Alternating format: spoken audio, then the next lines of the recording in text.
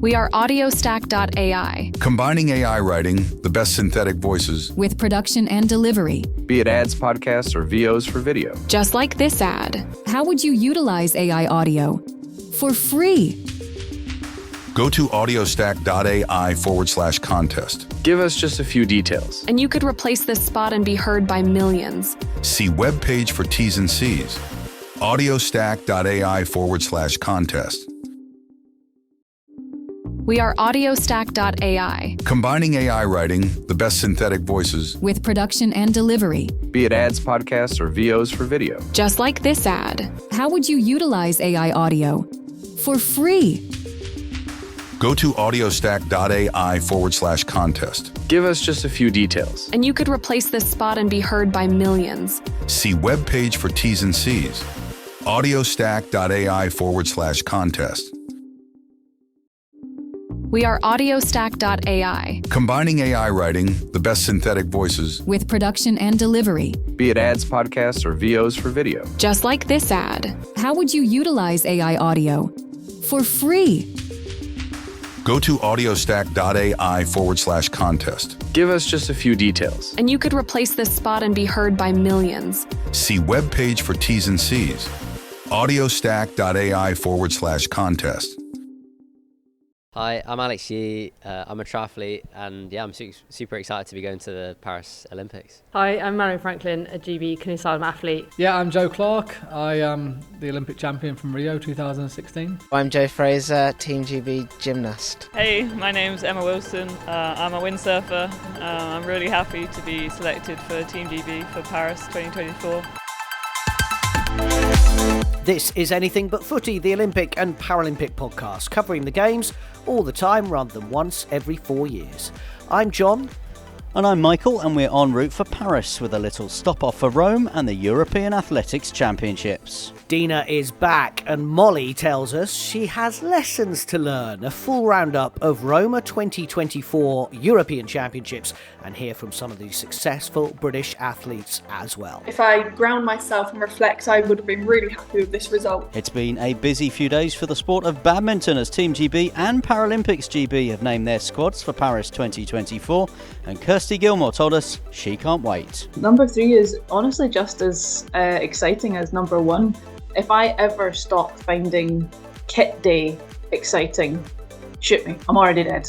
And I've been to the Queen Elizabeth Olympic Park as Great Britain Hockey prepare for Paris 2024 in the Pro League. A special report coming up. And in our other news from the games, we'll round up the latest headlines, including canoe slalom, cycling and tennis. And stay with us and see what we're all about. Anything But Footy on social media or through the website anythingbutfooty.com. So Dina Asher-Smith won gold in the women's 100 metres at the European Athletics Championships. Her first major medal in 5 years, a real statement ahead of Paris 2024. Her victory of 10.99 ahead of Poland and Italy came after she ran the fastest time in Europe this year in the rounds, 10.86 seconds. Incidentally, she took that achievement from her British teammate Daryl Neater, who did it earlier on in the season. She's running the 200 metres in Rome, by the way. But in that 100-metre final, Dina did leave it late, only leading the race in the finish line and mouthing "F me" as she crossed the line. But a win is ultimately a win, and a gold is a gold, and a stepping stone for the Olympics and Paris 2024. Now, Molly Caudery might not have sworn, but she admitted to us she was disappointed after her bronze medal in the women's pole vault. The world indoor champion leapt to 4.73 metres to finish third behind Mosler, the Swiss athlete, and the former Olympic champion Stefanidi of Greece. And we spoke to Molly the morning after her competition in Rome. How are you feeling about it? Because I was watching your interview last night. You said, I'm really happy, I'm really disappointed. How are you feeling this morning? I think initially I was definitely a little bit disappointed, but I've woken up with a clearer head this morning and I'm feeling more positive about the situation. There were lots of lessons learned from that competition that I can take into, bigger things this year. So I'm feeling a lot better than I was yesterday. We'll talk about the bigger things this year in a moment, but what do you take from last night? Is it more major championship experience? Is it something technical? What have you learned? More so something technical. I'm starting to use bigger poles, which is a great thing. And, you know, the runway was super fast, but I'm just kind of getting used to them and learning how to maneuver them. Pole vault is a very technical sport, and there's kind of a lot of depth to it. So for me, just kind of getting used to figuring out my actual poles is a really important thing for me. Molly, when I have a bad day at the office, Michael might have noticed, but nobody else really notices. When you have a bad day, people see it, don't you? That's the pressure of elite sport.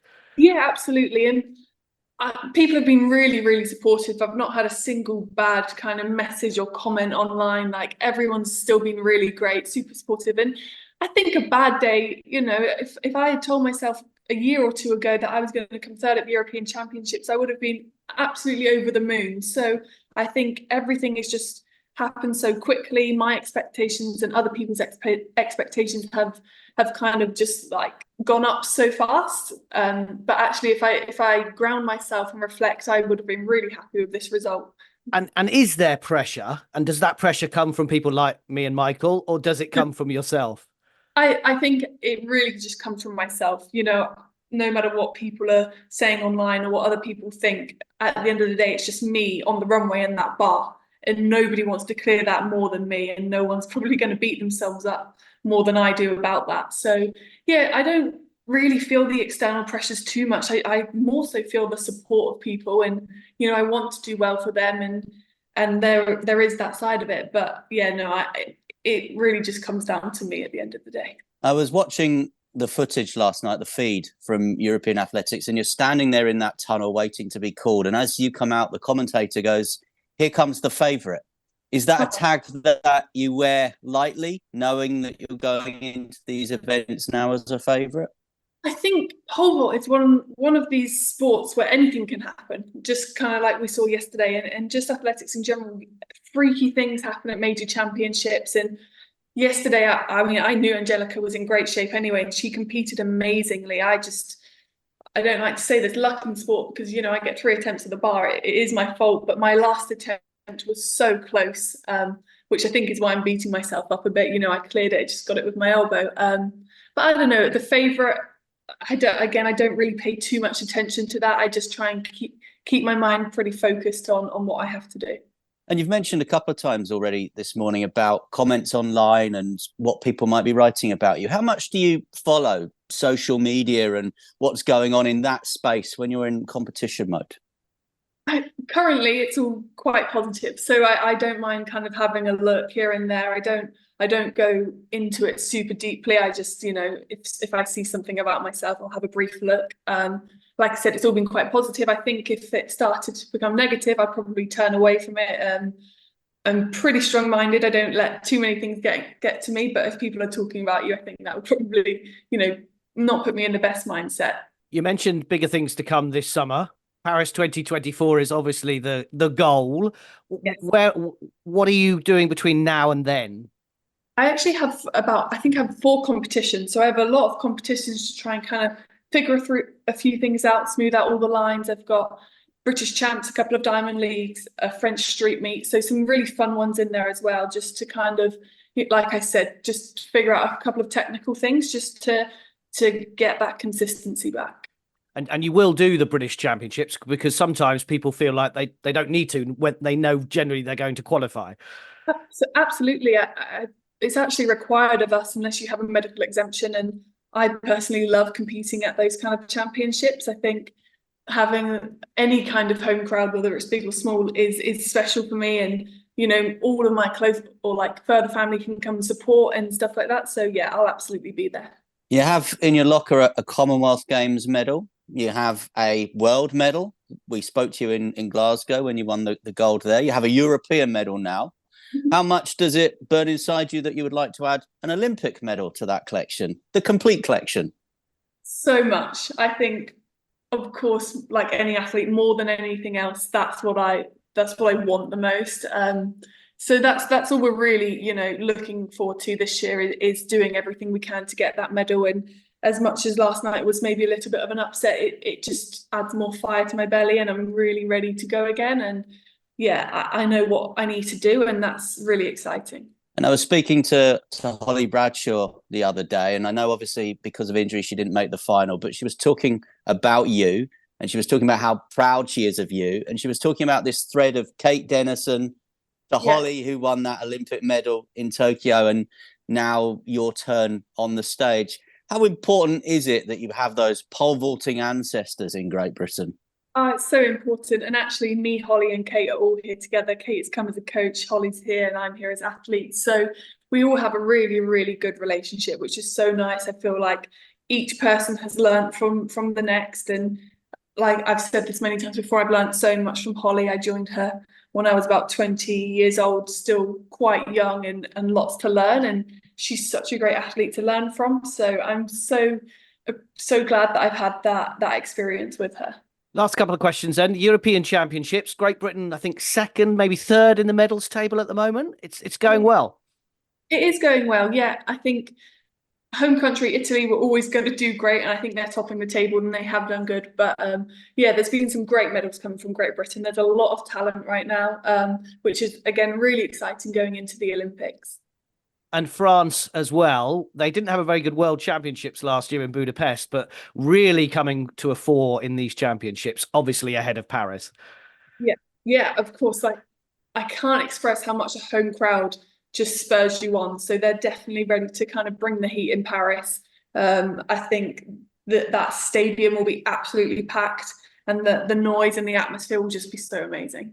Well, Molly, thank you so much for your time this morning. We'll see you in Manchester, where we'll keep our fingers crossed for you guys. The weather's a bit better. So we'll see you there.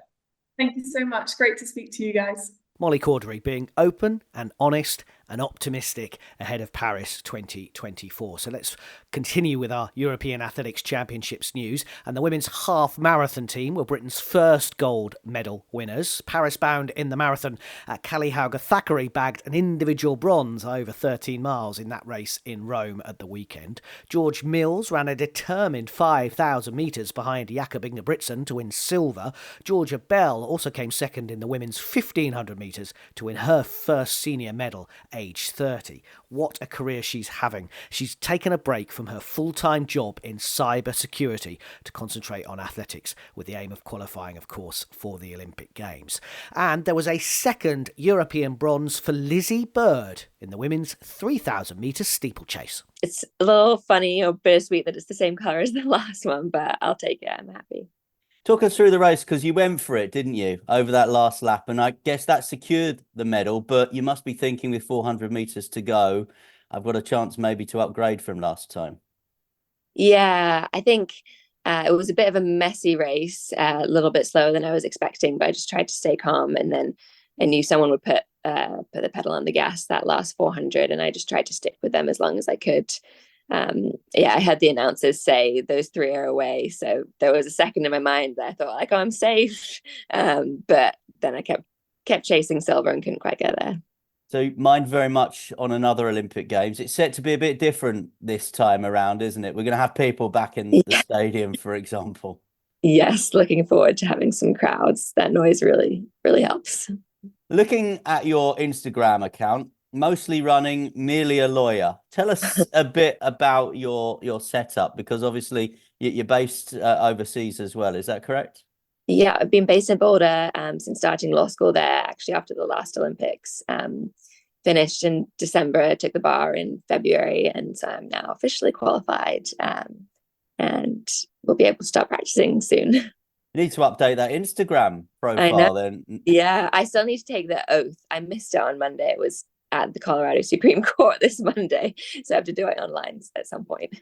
And how have you managed to combine the athletics career with the studying and now the legal career that awaits?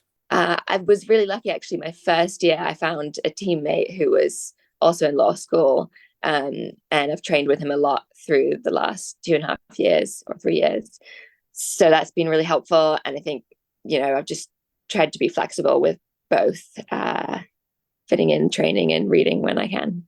For me, like, running can only take up so much time and mental space. And I think for me, if I'm too focused on running, it's almost a bad thing. I need something else to focus on. So I like having the balance. Well, congratulations again. Brilliant to chat with you this morning. Well done. Thanks so much for having me. And just finishing up with all the action at the European Athletics Championship, a new name for many of us in the men's 100 metres. Romell Glave won the bronze medal for Great Britain and Northern Ireland, narrowly beaten by the Italian Olympic champion Marcel Jacobs. Now this is Romell's breakthrough on the senior circuit after being dubbed the new Usain Bolt when he was just 17 years of age. Now 24, he will aim to qualify for the Olympics in Paris at the British Trials in Manchester later this month. I caught up with him for TalkSport. My first time in Europe, first medal, it's mean a lot to me. This is a stepping stone for what to come in the future, the Olympic trials and then the Olympics. So looking forward to that. And there is so much strength in depth, isn't there, at the moment in British sprinting, that it's not a given, despite the fact you've won the bronze medal last night, that you're going to qualify for the Olympics because there's so many good sprinters around right now. Yeah, that's true. That's true.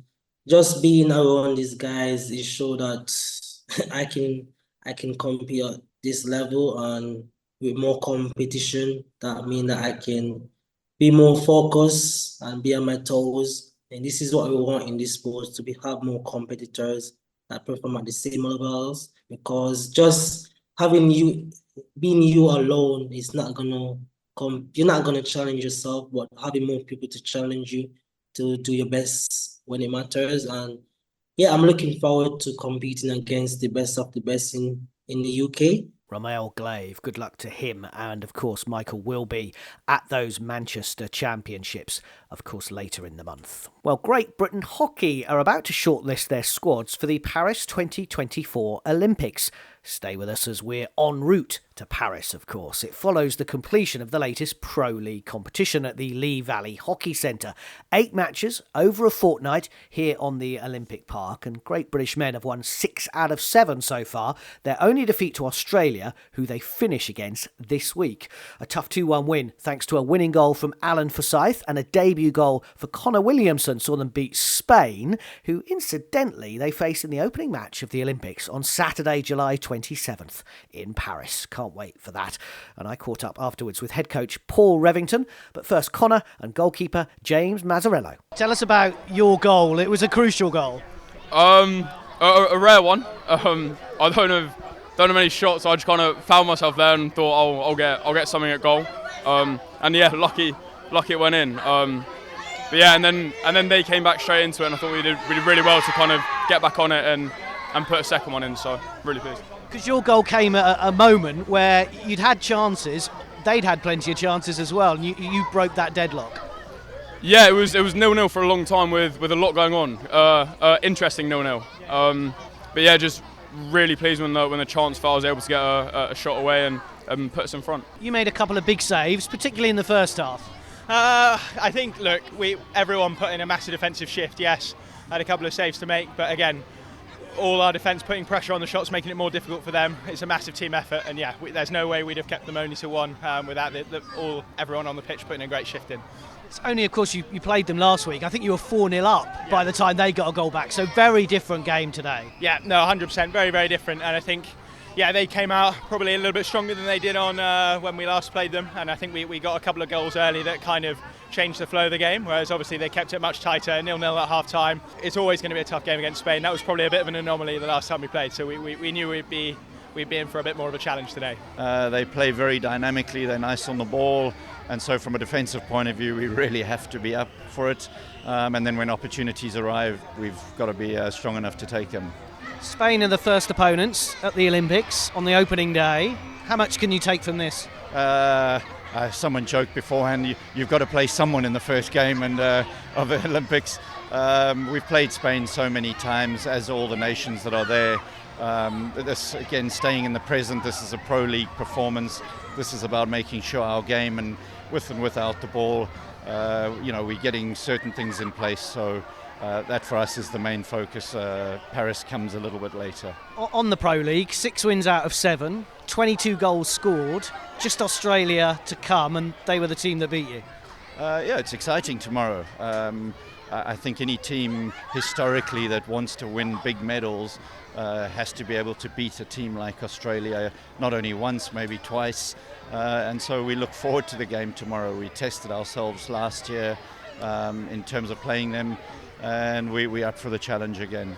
Great British Hockey men's head coach Paul Revington. And Britain's women always win a medal at the Olympics, don't they? Well, that's what I asked captain Holly Pearn-Webb after the British women let a 3-1 lead slip in the last 3 minutes against China to draw 3-3. Now, in the Pro League, you then have penalties to decide the winner, and Great Britain winning 2-1 thanks to Lily Walker and Tess Howard.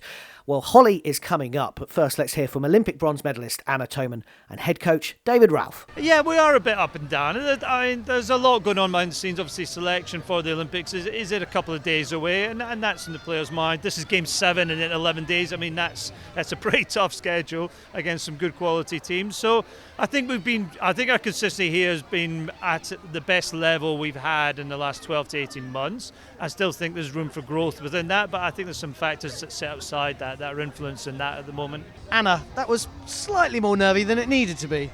Yeah, it was. We're getting into a bit of a habit of it. It was great to be able to go 3-1 up, and I think we've been faced with the same scenarios that the opposition takes their goalkeeper off and then we get a card.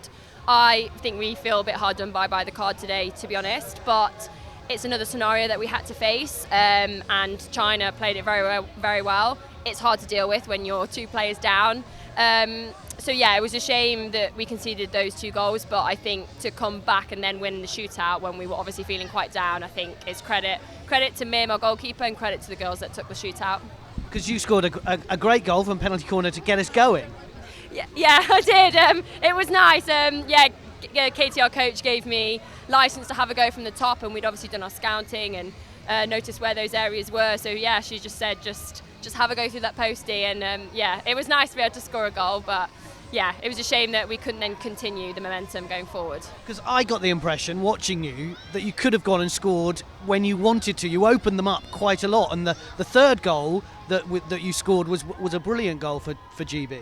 Yeah, and it's been something we've been working on. A couple of the games here we've been 2-0 up, and for us we keep talking about going for that next goal because 2-0 isn't actually that comfortable, whereas 3-0 is. So it's a real area we need to learn and work on, because to be honest, in the past we haven't actually been that used to being 2-0 up against these teams. So it's a real learning curve for us, and I think we need to be better at putting the games to bed and not then giving them any opportunities, because China obviously created lots of momentum. As captain, you know the history of Great Britain women's hockey.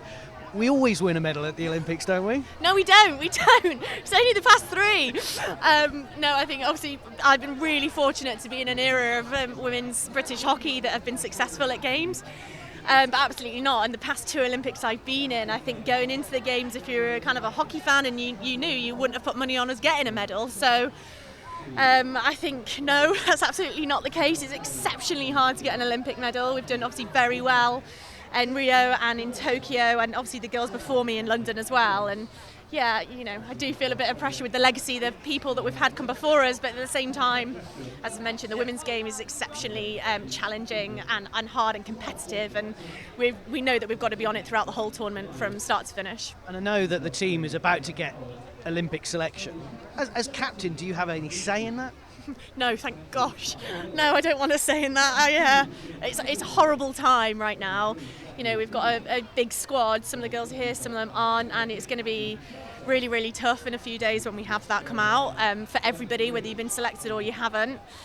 So it's a really challenging time in these games. Again, it's difficult because you want to perform as a team, and at the same time people are on edge and people are wanting to perform individually. So it's really challenging, but I think one of the reasons we've been successful in the past 3 Olympics is because that we rely on our whole squad. So regardless of the 16 that end up going to Paris, we really rely on the squad in terms of our prep and how we've been training and competing and pushing one another. So I think however we do, it is a whole squad effort. Great Britain women's hockey captain Holly Pearn-Webb will, of course, have details of the Great British Hockey squad for Team GB coming up in the weeks to come. This is Anything But Footy, the Olympic and Paralympic podcast. Stay with us. We've more news of more British athletes en route to Paris 2024. We are audiostack.ai. Combining AI writing, the best synthetic voices, with production and delivery. Be it ads, podcasts, or VOs for video. Just like this ad. How would you utilize AI audio? For free. Go to audiostack.ai/contest. Give us just a few details. And you could replace this spot and be heard by millions. See webpage for T's and C's. audiostack.ai/contest. This is Anything But Footy, preparing for the Paris 2024 Olympic and Paralympic Games. Well, before badminton, our news from the Games, and world road champion Lotte Kopecky showed off her cycling skills with victory in the first ever Tour of Britain Women, which ended at the home of British cycling in Manchester. The Belgium, who won the first two stages, also won the sprinters jersey, with British cycling's Anna Henderson second in general classification, and Lizzie holding on to the Queen of the Mountains title for the week as well. And there is more information on the 2024 Tour of Britain Men, which takes place after the Olympic Games, September the 3rd to the 8th, and that will be published across the summer. So keep an eye out on all the social media for British cycling for that. Britain won bronze at the ICF Canoe Slalom World Cup in Prague. The 2024 European bronze medalist Nikita Sechel secured third place in the kayak cross event after initially being given fourth spot. Her tears changed to cheers when the official results were declared. Nikita, you'll recall, is the 2022 Under-23 world champion. Well, Alfie Hewitt and Gordon Reid won a fifth successive French Open wheelchair doubles title in Paris, a 6-1, 6-4 victory over Japanese second seeds Toyuka Miki and Tokita Oda, are the pair's 20th Grand Slam title together. Lots of team announcements taking place at the moment, and I'm actually speaking to you from Team GB's Kitting Out event in Birmingham. Lots of athletes coming through here getting their kit for the Games. And talking of that, 3 more badminton athletes have been named by Team GB for the Paris Olympics. Ben Lane and Sean Vendy will go in the men's doubles again after competing in Tokyo, whilst Kirsty Gilmore will compete in the women's badminton singles for the third time. She told me she is thrilled to be back representing Team GB. Hi, I'm Kirsty Gilmore. I am super happy to be selected for my third Olympic Games for Team GB. So how are you feeling going into Games number 3? Because we know that both Rio and Tokyo injury was a factor in the build-up and during those events. Yeah, I was very much injured in the build-up to Rio. Tokyo, I was in a decent space, but we were all kind of doing what we could with the pandemic and getting as much training as possible. Yeah, flash forward 3 years and we're heading to Paris. And I mean, physically, I have a few niggles here and there, but such is life of a professional athlete. But physically, mentally, I'm in a pretty good, pretty happy, confident place. You use the word mentally there. That's a conversation that I think I've had with more sports people over the last 4 and 5 years, and quite right too, about getting things right mentally, getting things right off the court. How important is that for people in your position? I think we are seeing, it's becoming so apparent that it's almost as important as the physical part. Recently we had the European Championships, and the week before I had just a terrible mental week. I felt like I was on a roller coaster going 6 million miles an hour and I wanted to get off, and I had a bit of a panic, and then managed to find the fun back in badminton, calm down, get into a more relaxed headspace, and had one heck of a week at Europeans. So I think it just, your mental state informs your physical so much. You could physically be peaking and in top physical shape, but if your brain doesn't agree, then you're not going to be able to use it to its full capability. So I think we're seeing more conversations around it because it's becoming so much more apparent to top level sport. And when you talk about finding the fun, how do you go about that? Is that a conversation between you and your coach? You've got a new coach this year, a new Project Paris, as you've been calling it. There's a bit of conversation, but my coach that we've worked together for the last 4 or 5 years, he knows me pretty well at this point, and I think he knows when to push, and like we just have to knuckle down for this, this little few more days, and he knows when to ease off. And those days before Europeans, to go back to that example, we played some 3 against 3 fun games, and 4 against 4 across 1.5 courts. And so you're still playing badminton, but and you're still, I guess, honing some skills, but the seriousness is taken out of it, and you have to kind of get back to the fundamentals of like, this is a sport and it's fun. It's it's very serious at the top level, and funding depends on it and all that kind of stuff. But if you break it down to the very basics, it's supposed to be fun. And what a privilege to do a job that is fundamentally fun. Because you're not a robot at the end of the day, are you? And that's sometimes, I think, how spectators, how people listening on the radio, people watching on TV might perceive you guys. I think so, and I think there's also that perception of like, we get carted out once every 4 years for an Olympic Games, and there's, we don't really do much in between. But that is not the case. It's there's peaks and there's troughs and there's good periods and there's bad periods and there's everything in between all of that as well. It's just like a constant management of we use a kind of software to record our wellness diaries every day, so you can you don't have to have the conversation with a coach of if you're stressed, if you've marked number 6 out of 10 on your wellness diary, and there's just a constant check-in process for mental health and for physical health for us. So it really takes the stress out of having to sit down and have a conversation. We're constantly checking in on it anyway. Those are really interesting insights that you're giving us about the way you prepare on and off court. And I'm thinking too about the way Team GB prepare you in creating that home from home environment, because I guess for you to be comfortable in the village, for example, that is a performance advantage when you get to the venue, I'm guessing. Yeah, to be part of Team GB is an absolute privilege in a performance sense. I mean, anything that you could possibly need is provided for and almost thought ahead for you on your behalf. We have incredible recovery spaces. We have incredible physio teams. We have, coach just came in. We have our bedrooms are made more comfortable than perhaps some other countries. We have little soft toys. We have new pillows. It's really no expenses spared on Team GB in terms of, if this is going to help you perform, we're going to provide it for you. And I don't take it for granted ever. And what does it mean? You've got the kit on today and you are back for games number 3. That is a phenomenal achievement. What does that mean for you inside?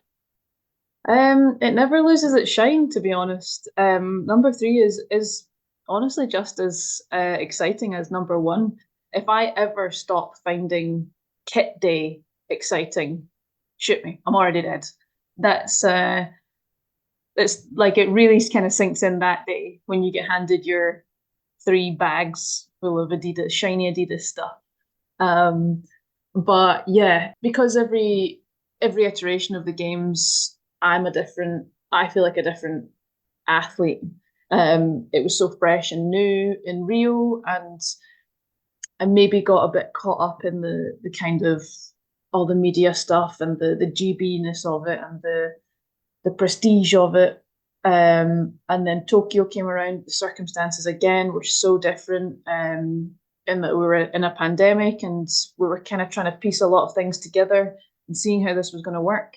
And now I feel most sure of myself as an athlete than I have in the past, I think. And it's a really nice place to be, but not to say that I know everything about myself. As an athlete, I'm sure there's stones still to be uncovered, but I feel the most confident in myself going into these games than I have before. Selection confirmed now. Do you go to Paris in your mindset thinking, I can be on the podium, I can win a medal? I mean, yes. Short answer. I think if I can get a seeded spot, it will go a really long way in helping that. So we still have a few more weeks to fight out for some seeded ranking points. And so Olympics is a little bit different than any other tournaments for us, in that we do a group stage and then into a knockout, where all other tournaments are just straight knockouts for us. So it's a little bit of a different setup for us to get used to. But if I could get a seeded spot within that group stage, I don't see why a quarterfinal wouldn't be within my reach. And then once you're in the quarterfinals, you're in the fun zone of a major championships where crazy things can happen. And with the way that I'm training and playing right now, I think it's a possibility.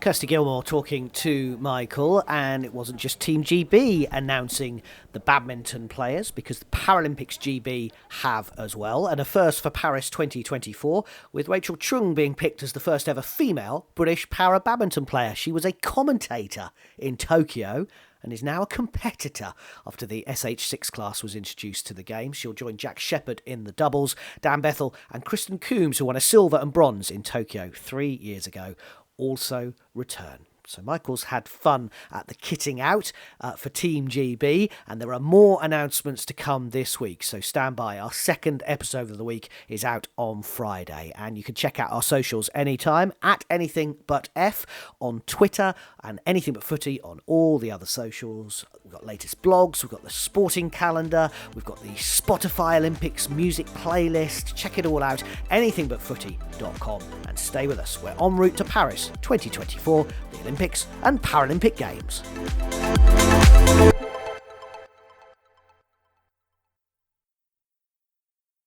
Sports Social Podcast Network.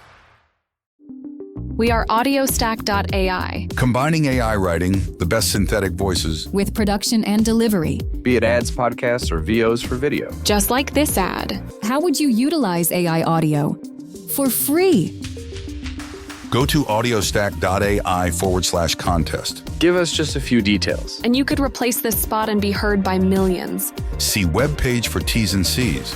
audiostack.ai/contest.